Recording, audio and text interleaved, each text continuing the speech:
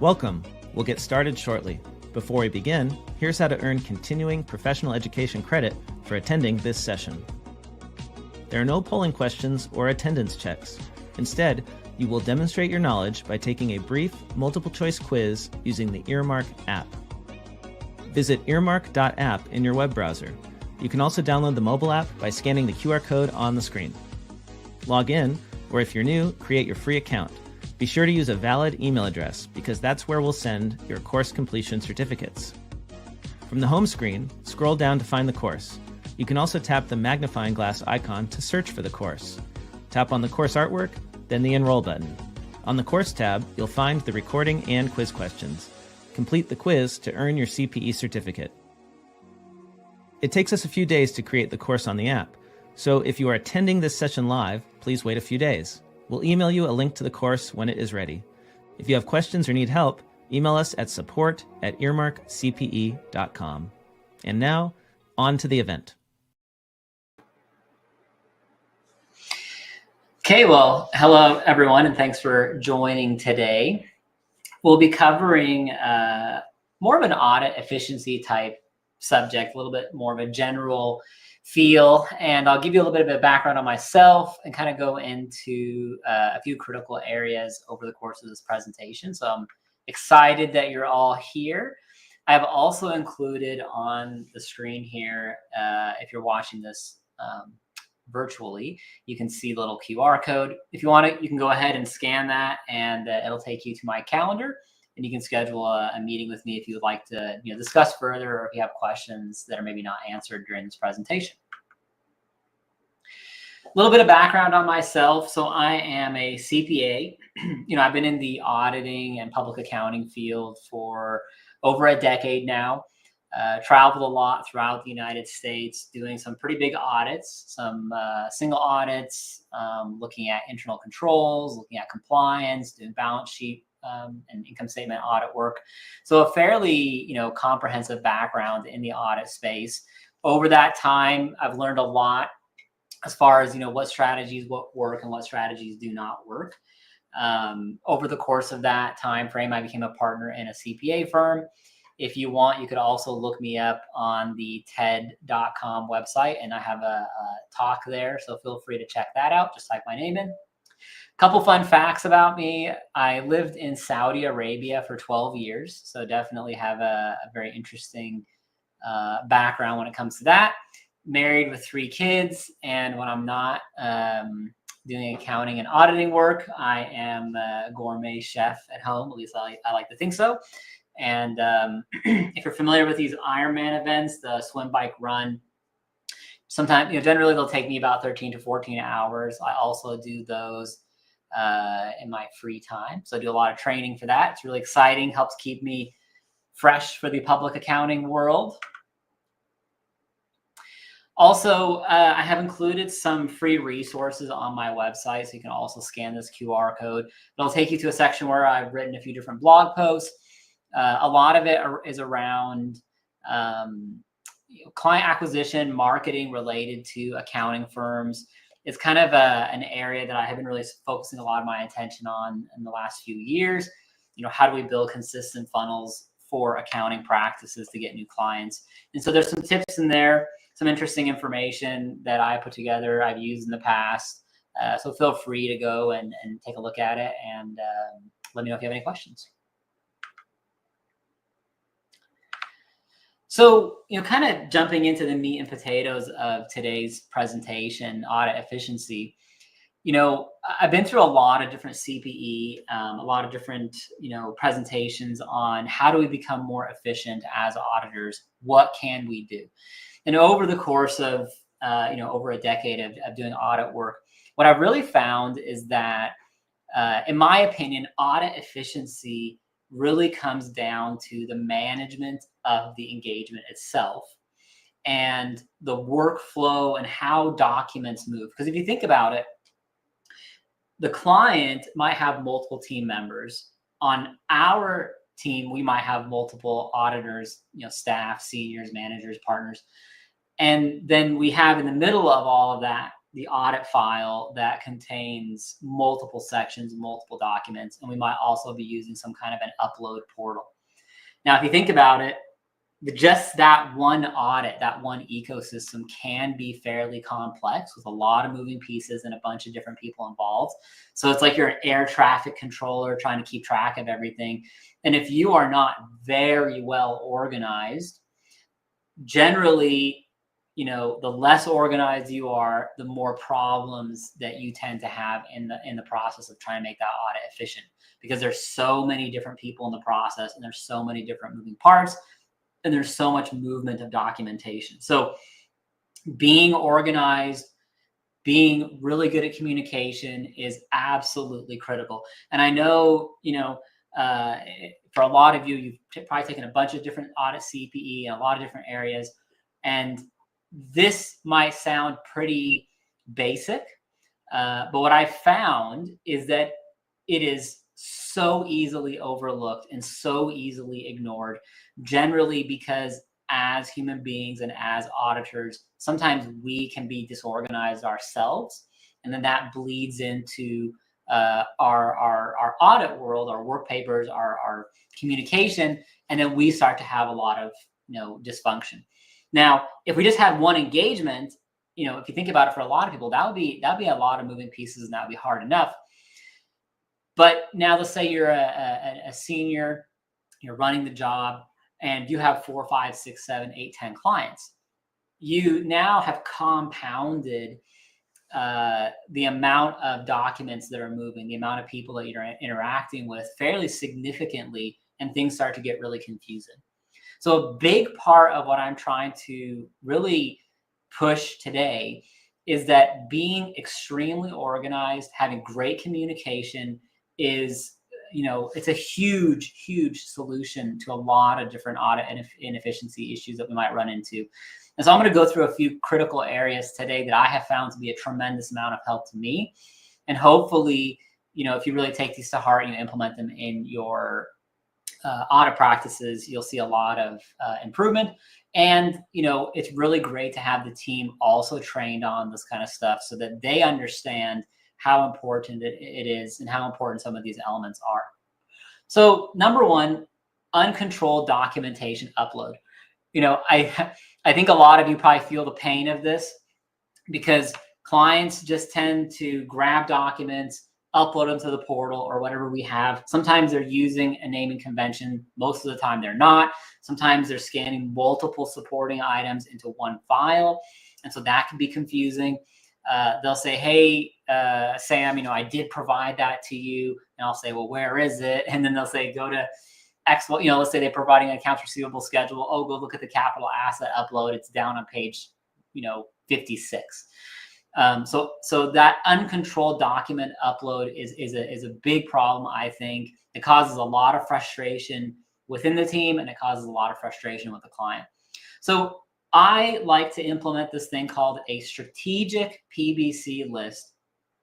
Basically what this is I've taken the standard PBC list that you might have, and let's say, you break it out into planning, field work, and wrap up, or whatever makes sense for you, right?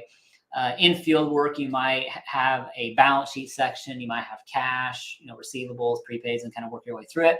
So you can break this PBC list into whatever sections make the most sense for you. But I like to kind of do a pre-field work, field work, and post-field work.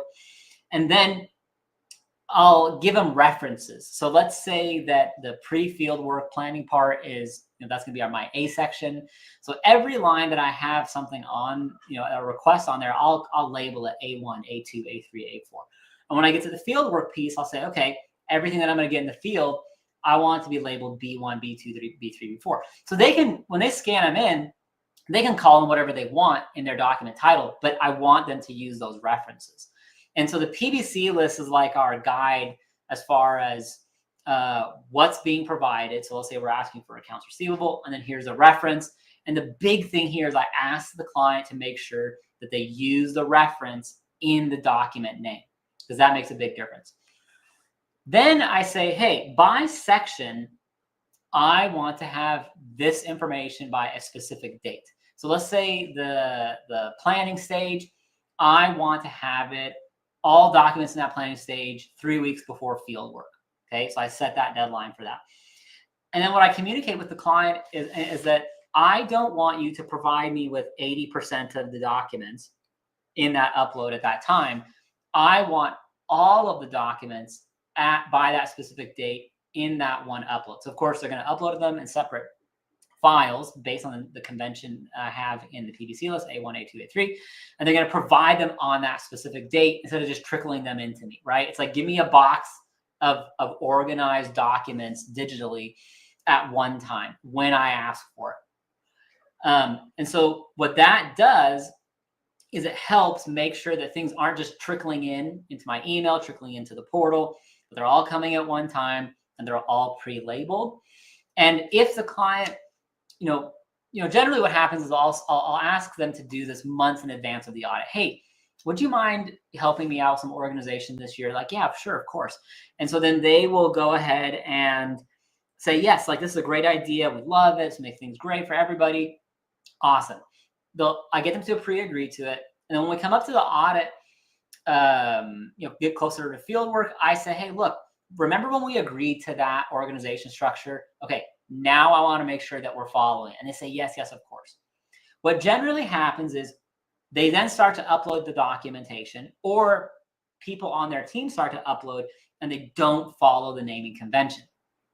Okay. And so that's where you have to take another step and say, hey, just as a reminder, we have this agreement in place. Could you please take those documents back, label them correctly, and put them back in?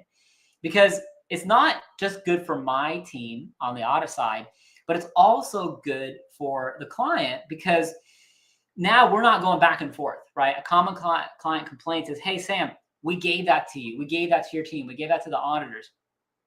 This helps out a lot, right? Because we see that A1 through A10 is on the portal. We can verify that it's there. If someone's testing prepaids, we know, let's say it's B13. So we can go in there and say, yeah, we see it, open it up, okay? It's easier to catch things. It's easier to manage the documentation flow when the client is following the rules, and then guaranteed we're going to have to remind them, and it's really going to help both sides out tremendously. Okay, so kind of another common problem number 2 is kind of a variety of things, more so related to client management in general. Okay, so we have this PBC list. We told the client about the benefits of it. We want them to follow it. Okay, great. But now we run into some other issues around that. So what do those look like? Missed deadlines, right? When I've tried to communicate this with a client, when I've tried to communicate this with my team in the past, when this is new to our team, I said, hey, look, we're going to communicate this strategic PBC list to the client. And my team basically said, hey, look, Sam, this isn't going to work. They're going to miss the deadlines, right? They're not going to stick to it. And so my thought was, look, if we could just get 80% of our clients to stick to this, or 80% of the documents to come in an organized way, that's going to be a big win. Okay. So we know that some clients are going to miss these deadlines, and we have some options as far as communication, but that's okay, right? That shouldn't hold us back from communicating internal deadlines to them. So for example, let's say we want the planning phase documents provided to us 3 weeks ahead of field work, or whatever the date is that you want. We clearly communicate that deadline to the client. And what I like to do is put that in the PBC list, make sure it's very clear. I'd like to also make sure that, if we have a planning meeting with them, that I re-emphasize it there. And then if I'm going to, have any kind of, communication with them leading up to the audit, I might say, hey, as a reminder, we have this deadline coming up. Another thing is communication breakdowns. So they might miss deadlines, but if we're not actively communicating with them throughout the process, communication kind of starts to fall apart, right? And it's really hard to keep them on track if we are not consistently communicating with them. So what does that lead to? It then turns around and it leads to missed deadlines, and it also turns around and leads to inconsistent documentation flow. So really, communication breakdowns and the lack of the communication really initiated by the auditor causes a lot of inefficiencies. For us, we think, okay, this is very technical work. We're going to get the bank recs, we're going to get the AR schedule, we're going to audit AP. That's where our mind is at. But we kind of forget this job that we have as air traffic controllers to make sure that we're keeping track of all the pieces that are moving. And part of those, or one of the most critical pieces there, is the client, right? Because they're accumulating the documentation that we need. They're going out and we're asking them for specific things to tie out certain balances or to audit certain numbers. So they have to understand what we're looking for and how we need it. I had talking about communication breakdowns. We had when I was a staff on an audit engagement, years and years ago. I was on a team with another person, and this person, her English wasn't the best. Okay, so when she was communicating with the client, she sent over a sample, and the sample, and it had, the Excel had two tabs. It had the sample of 25 samples that we selected, and then on the other tab, it had basically the GL detail, which is a few thousand lines. So this document got sent over to the client, very little communication. A couple hours later, I walk back and I see the team member at this client printing massive stacks of paper. I mean, literally massive stacks of paper, because they were printing out the GL detail side to get support for that, which is basically every single transaction, and not the 25 samples. Okay. That's a very extreme example of how it can go wrong. I haven't seen that since. But what we realistically encounter as auditors is smaller problems like this, peppered throughout the audit engagement, peppered throughout planning, field work, and wrap up. And when you start to really have these cracks in the system, you start to get the wrong document here, the wrong document there. It gets uploaded incorrectly. It gets put in a place and you don't know where it is, and your team can't find it, and the client's frustrated because they provided it and they say that you're not looking in the right places, right? So you start to have all these micro fractures in your engagement process, and that is because of communication breakdowns. And then it leads to missed deadlines and inconsistent document flow between us and the client, and within our engagement. So it, to me, it kind of leads to another bigger problem, which is undermining technical audit work. Because if we have our time as auditors, we can take it easy, go slow, audit the balances that we need to the way we want to, take our time looking into things, ask clients the questions that we want to get the information that we need, then it's a piece of cake. It's really not that bad. But what happens then if you add in client frustration, disorganization, miscommunication, auditors tend to rush. We are afraid to ask the client for maybe the things that we need to, because we've asked them for 10 other things that were already provided to us. Now here we are asking for something else. Maybe it's a legitimate question, but we're afraid to ask them now because we've asked them for 10 other things and we've been wrong because they were provided to us and we look stupid. So now we're tiptoeing around the client. So it can have a negative impact on our relationship with the client, which then we are human beings. It can add pressure to us to work quicker than we should, to not ask the right questions. So it can have a negative impact on audit quality. Okay. So what are some of the solutions? Pre-developed communication. Okay. It's really difficult, I have found, to write these lengthy emails every single time you want to communicate a point to a client. You're much better off either, let's say you write an email to a client about, hey, I need a specific type of documentation. What I try to do is think, okay, would I ever reuse this communication or email again? And if the answer is yes, I put it into a template folder. Okay. What I have found is over the years, I have built a fairly decent size template folder of different client communications, some reminding them of key deadlines coming up, some following up on critical information, some like I have a really great one for talking about the PBC list, right? Hey client, attached to the PBC list, we made some changes this year. I really want you to pay attention. We have deadlines for each of our sections. We've changed the organization structure. I don't need to rewrite or repeat that type of an email across different clients in a given year, and definitely not across multiple years. And these are templates that I can share with my team for them to now use so that they're not having to write it themselves. And then sometimes if they write it themselves or I have to rewrite it in the future, because I'm rewriting from scratch, let's say, for example, what if I forget things, right? Clients hate it when you send them a request. They say, okay, great, I'm going to go get that for you. And then you send them another email and you're like, oh, by the way, I also need this. And sometimes if they're bold enough, they'll say, well, why didn't you ask the first time? Why do I keep going through this with you? So templates and pre-developed communication is very, very nice. You can, yeah, it sounds kind of canned, but you can take that and add on a quick sentence. Hey, I hope you had a great Thanksgiving. Below, I provided some information on the samples that I need. Boom, here you go. Really easy. Copy, paste, add a little bit of personal information in there, and there we go. Okay.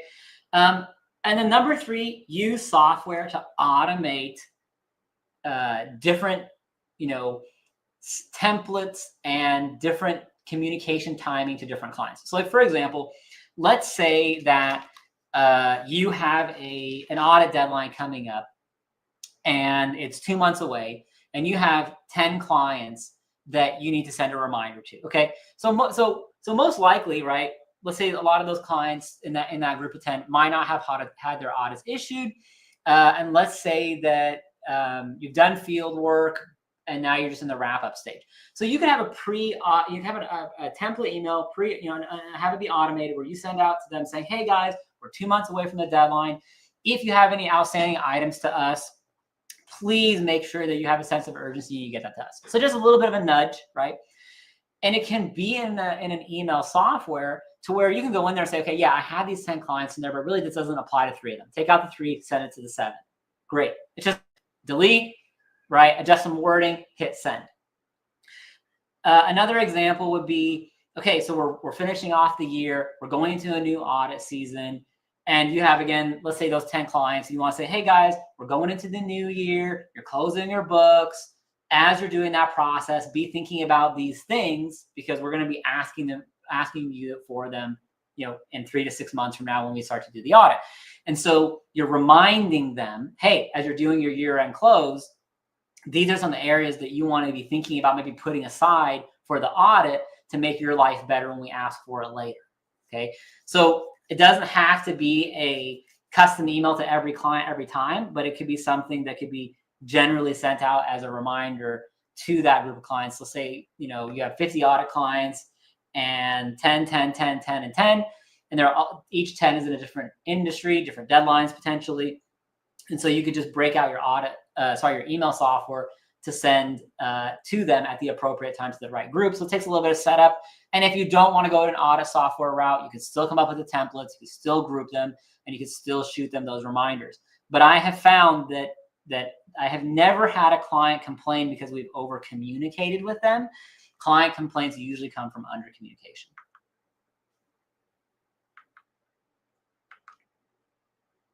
Okay. So, when you implement these tools like the strategic PBC list, pre-developed communication, and client management, different techniques and strategies that you might learn over time, optimizing these existing strategies and tools rather than adding new ones, generally what I have found can yield a better result. A lot of times we're pretty quick, especially in this day and age, to say, hey, I'm going to go find a tech solution for this. I'm going to go find a tech solution for that. Thinking that this software package is going to magically fix this problem that we have, or because the software package has additional features that we didn't have in our prior software package, that's going to fill the gap for us. So let's say it's an upgraded audit package. Let's say instead of the portal being a separate software, now the portal is integrated into your audit package itself. So it's all just there in that one place. You're like, okay, great. With the portal now being right there with our audit software and they're all integrated, this is going to make our life better. Yeah, I'm sure it'll make a decent impact. It'll help out, quite significantly. But generally, software and new tools don't completely fix the problems that we have. We have to make sure that we have those fundamental pieces in place that that logically makes sense to us, and that we can communicate with the client and say, hey, look, this is going to make us really successful this year. So when we talk about the PDC list, for example, what I like to communicate with the client, I like to communicate it in a way that I'm saying, look, think of the PDC list as the middle ground between your team and my team. So I opened up the discussion today saying, hey, look, the client might have a bunch of team members that are going to be providing us with information. We have a bunch of team members on our side that are going to be looking at that information, and we have the audit package in the middle that's going to be organizing everything. The PBC list is, if you use it this way, it's kind of this document that keeps track of everything that's happening. So another way I like to use the PBC list is put it on, let's say, the portal, or maybe like a shared drive, like a Google Drive location that the client can see it live and I can see it live. And as the client collects information or provides it, I have a column where they can say, they can put their initials and put the date that they have collected that, who on their team has collected it, what date did they collect it, and when did they put it in their shared drive or on the portal. Then I can go in there and put in and say, okay, I assigned it to this team member on my team at this date. So let's say I'm in charge on the audit, and the client that I'm working with primarily, let's say the CFO, they're the primary client contact on their end. They have a team, I have a team. This PBC list documenting who has collected what, who has looked at what, and when. Now the CFO and I can go in there and take a look at this and say, oh yeah, John provided all the cash reconciliations on December 4th. And then a week later, Sarah on our side, she said she went through and tested cash. And then do we have open items or not? It's a really clear way, a very organized way to be having a really good conversation back and forth with the client.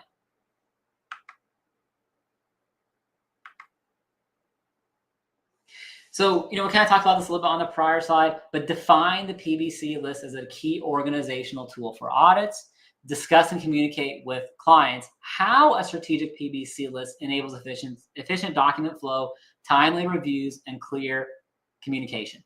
So instead of just sending the PBC list to the clients and saying, hey, we're going to be using this PBC list.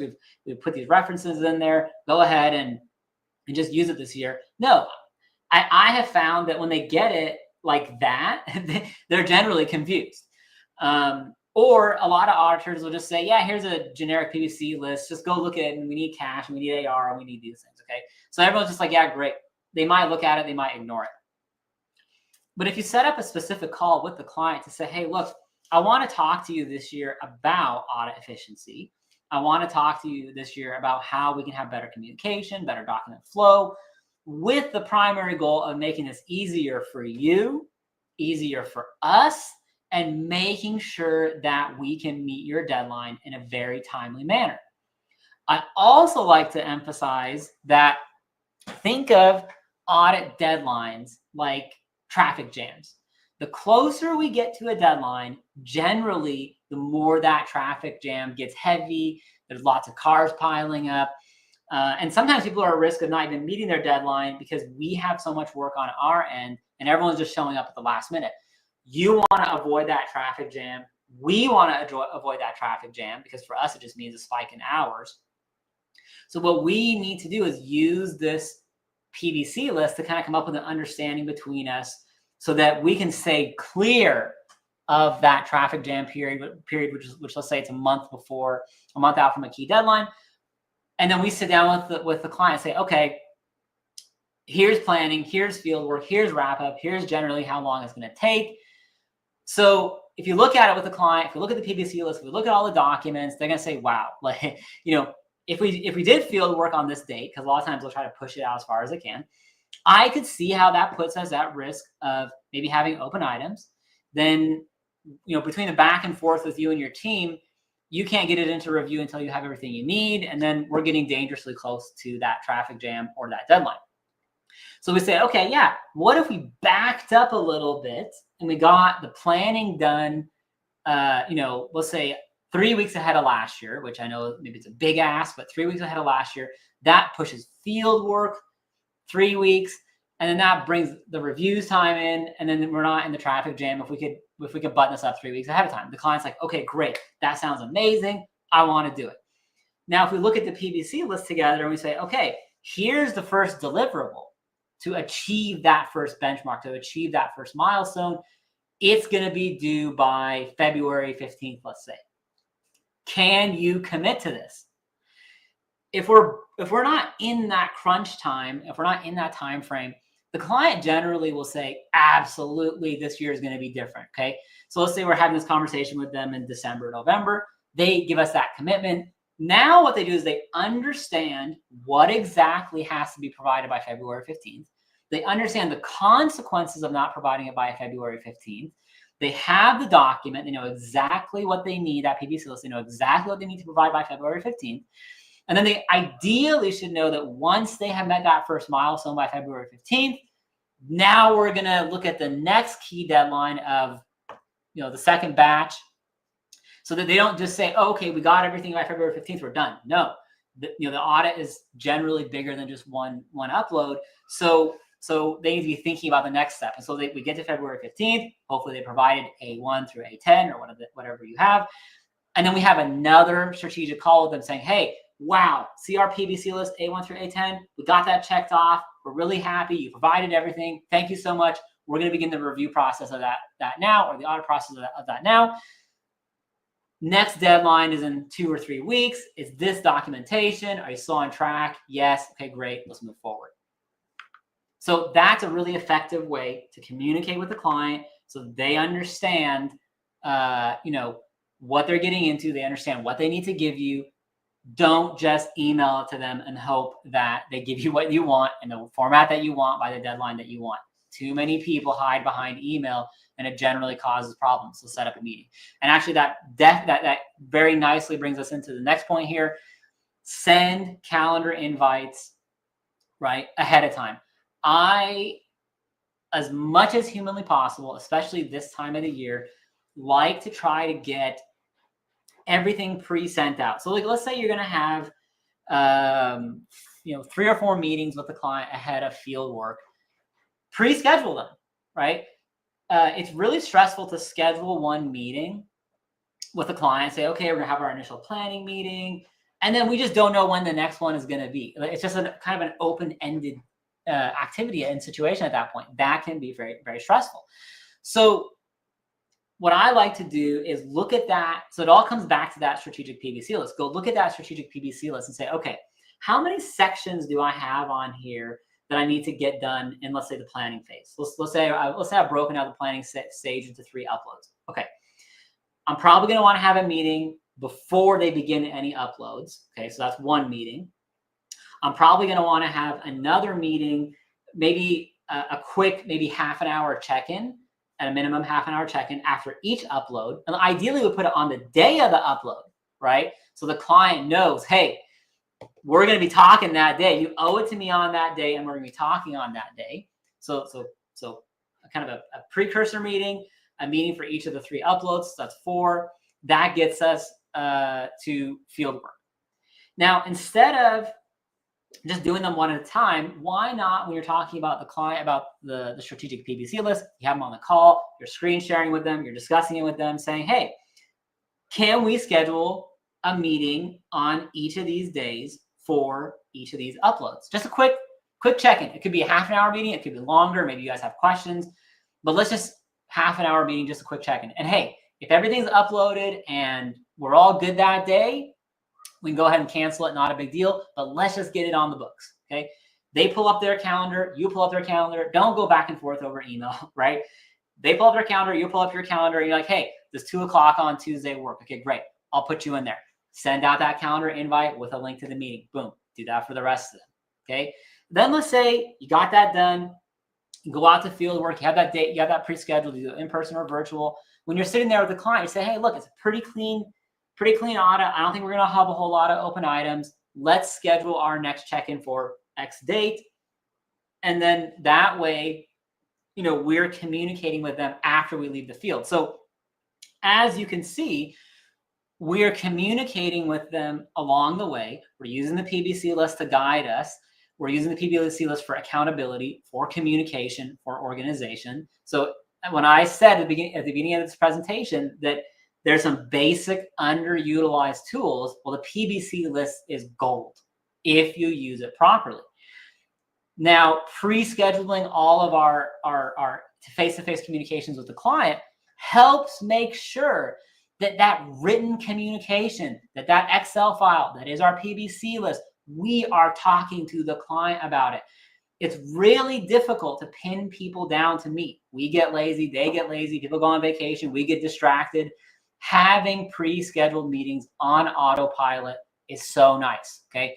Worst case scenario, actually best case scenario is everyone has all their questions answered and everything's provided and we just cancel the meeting. Worst case scenario is that the deadline's not met, because you're gonna have deadlines that aren't met. Client's not gonna provide information when they say they will.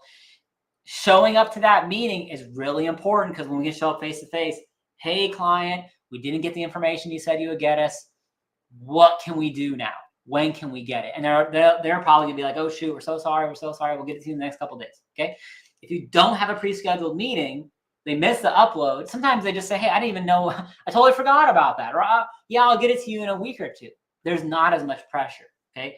I was at a conference once with someone from a big firm was presenting, one of the big four, and they said that it's interesting because she wasn't talking about the strategic PPC list, but she did have preset meetings with her clients. And she said, it was so funny because before every pre-scheduled meeting, they would literally get uploads like an hour or two right before that meeting, because the client was like rushing to get it in because they didn't want to have a conversation with the auditor about why it wasn't there, okay? So having those pre-scheduled meetings is such a critical thing to communication, to organization, to efficiency.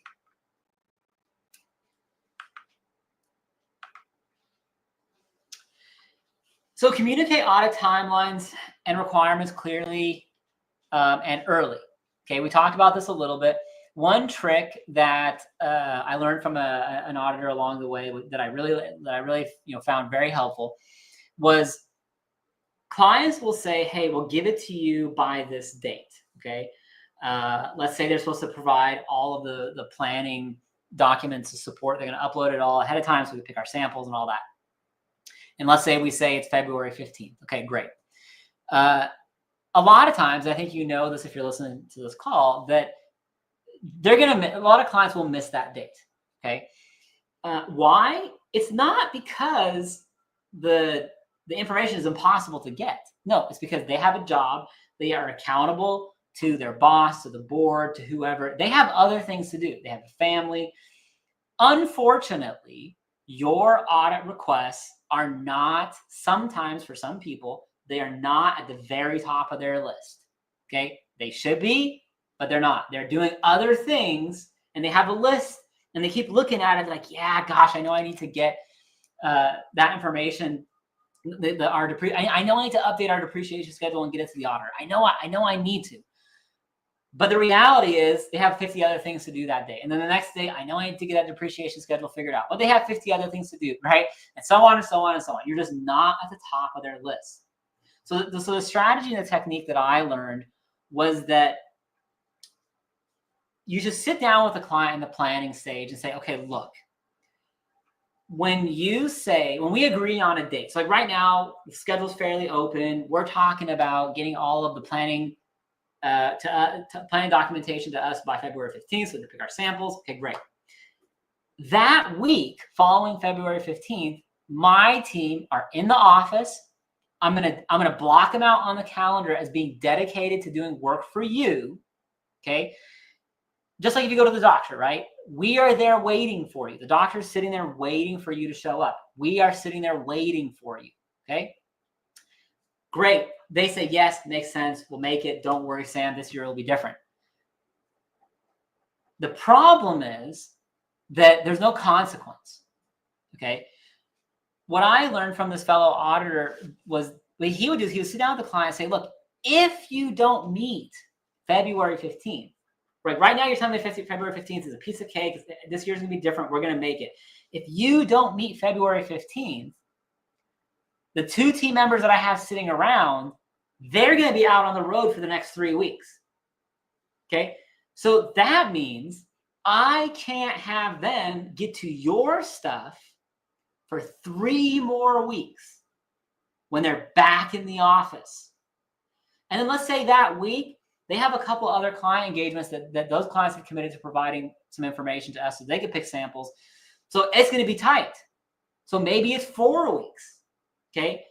That's why if we now, when everything is great and you're not under pressure and you don't have other things to do, and you're saying, hey, yeah, I'm going to get you everything in a few months from now. February is a long ways away. If you don't get us the documentation by February 15th, that's on you. I mean, we don't want to say it this way, but basically that's on you. That could put you out 3 to 4 weeks at a minimum. And what does that do for everything else? That potentially impacts the timeline of everything else. I like to say, look, it's going to push out a lot of other things. It's getting you closer to that traffic jam. And then they'll say, whoa, I didn't know that. Okay, so now what happens is, okay, so you'll reduce probably the number of clients that are going to do this to you. You're not going to get all of them, but you probably reduce it a little bit. Now, when you get to February 15th, some of those clients are not going to get you what you need. Okay, and you have to be bold in communicating with them and saying, look, you didn't get it to us. We had this communication. We get on that pre-scheduled call. Where in the schedule can we fit you? And generally, when I communicate like this with them, they are saying, I'm sorry. Shoot, this is totally on me. I know. So that delay, they're taking responsibility for it. They understand why now they're delayed. On the flip side, if you don't have good communication, if there isn't clarity like this, the client gets the documentation to you 2, 3, 4 weeks late, and they call you up and they're saying, hey, Sam, could you turn this around for me in a week? And then you're kind of like, client, I can't, They're like, but Sam, I gave you 80% of what you needed. Didn't you look through all that? I'm like, no, because I'm waiting for you to get other information before I can put it into review, for example. But so they don't understand that, right? They're not thinking about your world. They're not thinking about your other clients. They're not thinking about your other commitments. And so what happens is they then get frustrated with you. So setting expectations early and having them understand that if they don't meet these internal deadlines that are preset in the PBC list that they agreed to, that are broken out by section, if they miss these benchmarks, they know today, let's say we're in December, they know that come February, they're going to push their audit out, and that's on them, right? It's not us. We have other clients. We have other deadlines, right? It's reasonable to think this. So it's on them.